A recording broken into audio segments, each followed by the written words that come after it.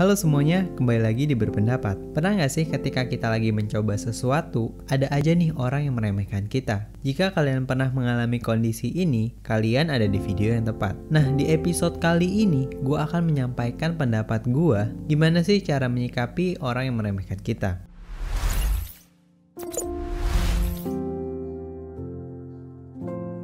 Assalamualaikum warahmatullahi wabarakatuh. Perkenalkan, gue Juni Muhammad. Di channel ini kalian akan mendapatkan video gue di segmen berpendapat, video tutorial, dan video kantor. Selamat datang di Berpendapat episode 8. Di segmen ini gue akan ngomongin gimana sih caranya menyikapi orang yang meremehkan kita. Setiap orang pasti punya pengalaman dan jalan hidupnya masing-masing. Ada yang hidupnya mulus-mulus aja, nah ada juga nih yang hidupnya penuh perjuangan, bahkan harus berdarah-darah untuk melanjutkan hidup. Pada kenyataannya, mereka yang sedang berjuang ini seringkali mendapatkan cacian dan hinaan dari lingkungan, bahkan dari keluarganya sendiri. Sosial media sekarang menurut gue menjadi salah satu platform yang membuat orang-orang mudah mengomentari orang lain, baik itu secara personal, fisik, bahkan isu ras dan agama. Karena sering banget nih kita temukan di sosial media, banyak banget komentar-komentar yang tidak sewajarnya untuk diucapkan. Salah satu isu yang menjadi perbincangan hangat beberapa waktu yang lalu, yaitu Black Lives Matter. Ini hanya satu dari sekian banyak isu yang beredar di internet saat ini. Nah, di samping itu, gue sering banget nih ngelihat orang-orang lebih banyak mengomentari mereka yang udah berhasil tanpa melihat dulu gimana sih prosesnya hingga mereka berada di titik yang sekarang ini. Karena setelah gue baca banyak artikel di internet, gue menemukan sebagian besar dari kita pada dasarnya menginginkan sesuatu secara instan. Nah,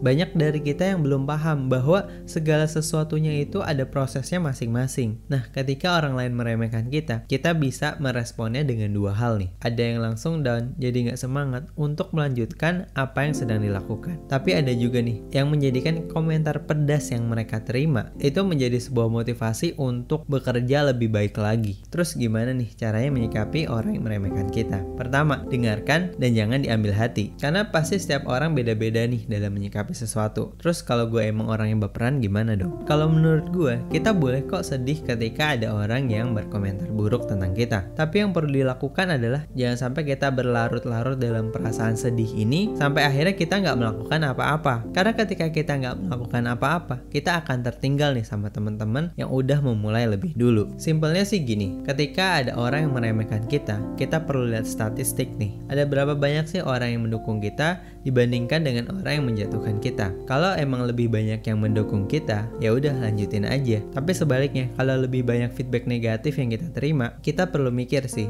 jangan-jangan emang ada yang salah sama apa yang kita lakukan. Karena pada akhirnya kita nggak akan bisa membahagiakan semua orang. Pasti sebaik apapun kita, akan ada aja nih orang yang nggak suka sama kita. Kedua, jadikan motivasi untuk berusaha lebih baik lagi. Ketika orang lain meremehkan kita bisa mikir nih, wah nggak enak ya ternyata kalau diremehin orang lain. Rasanya tuh kayak nggak punya harga diri. So, minimal gue harus menunjukkan kepada diri gue sendiri bahwa gue bisa menjadi sesuatu yang membanggakan di kemudian hari. Misalnya kita melihat teman-teman kita udah pada berhasil nih, sedangkan kita masih belum jelas nih mau ngapain. Kita bisa coba mulai dengan apa sih yang menjadi kelebihan kita, terutama di bidang yang udah pernah kita pelajari. Kita juga bisa kok tanya ke teman-teman kita, gimana sih caranya mereka bisa sampai di kondisi yang sekarang ini. Intinya, kalau kita merasa kita belum menjadi sesuatu, jangan pernah malu buat bertanya. Dan kita juga bisa minta masukan kepada orang yang lebih ahli di bidangnya masing-masing. Kalau kita nggak punya banyak relasi, kita bisa coba manfaatin internet semaksimal mungkin. Kita tinggal cari apapun sesuai dengan kebutuhan kita. Misalnya, gimana sih caranya membangun sebuah brand di Instagram? Gimana sih caranya menjadi karyawan yang profesional? Gimana sih caranya membangun relasi yang baik dengan pelanggan? Internet udah keren banget sih sekarang. Jadi, kalau kita nggak segera cari tahu, kita akan tertinggal nih dari rekan-rekan kita yang udah cari tahu lebih dulu. Satu hal penting dari gue, coba deh fokus dengan apa yang lagi kita butuhin. Jangan sampai kita terlalu banyak mencoba hal baru yang sebenarnya belum kita butuhin. Karena dengan kondisi kayak gini, banyak banget nih live Instagram, YouTube live, baik yang berbayar ataupun gratis. So, kita perlu bijak sih buat menentukan mana sih yang perlu gue dengerin dan hal apa yang kayaknya gue belum perlu deh. So, waktu kita juga jadi lebih produktif untuk menyelesaikan apa yang lagi kita kerjain. Ketiga, cari lingkungan yang bisa mensupport kita. Kalau kita merasa lingkungan kita selama ini belum bisa mensupport apa yang kita lakukan, atau malah membuat kita jadi nggak semangat buat melanjutkan usaha kita, kayaknya udah saatnya nih kita mencari sebuah lingkungan baru yang bisa mensupport kita kita apapun kondisinya.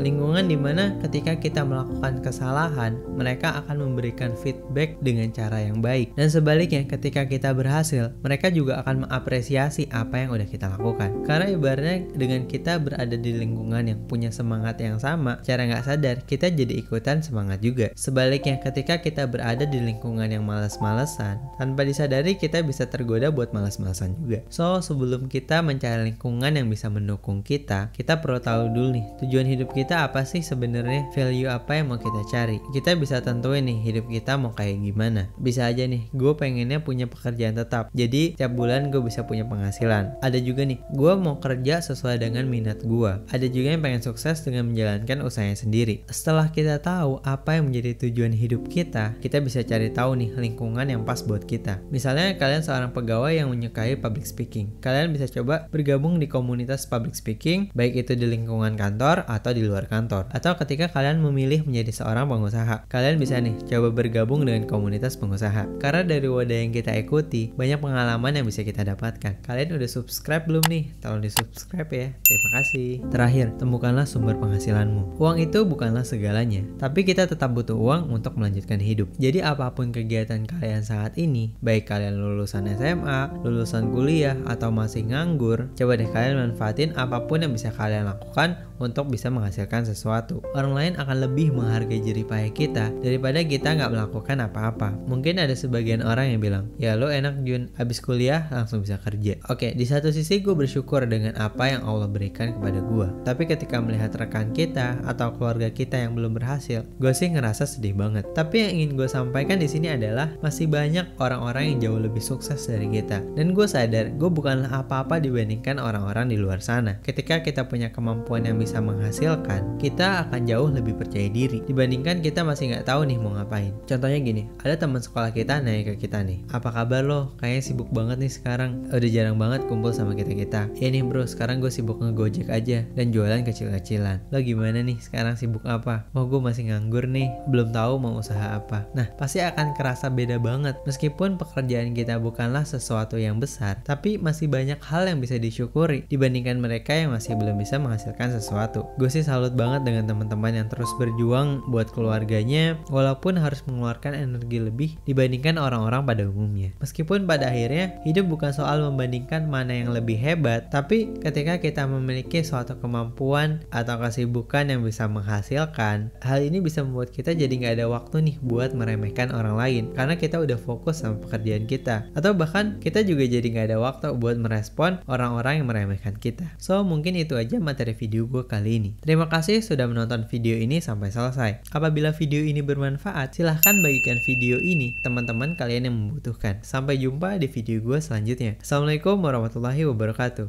Dadah.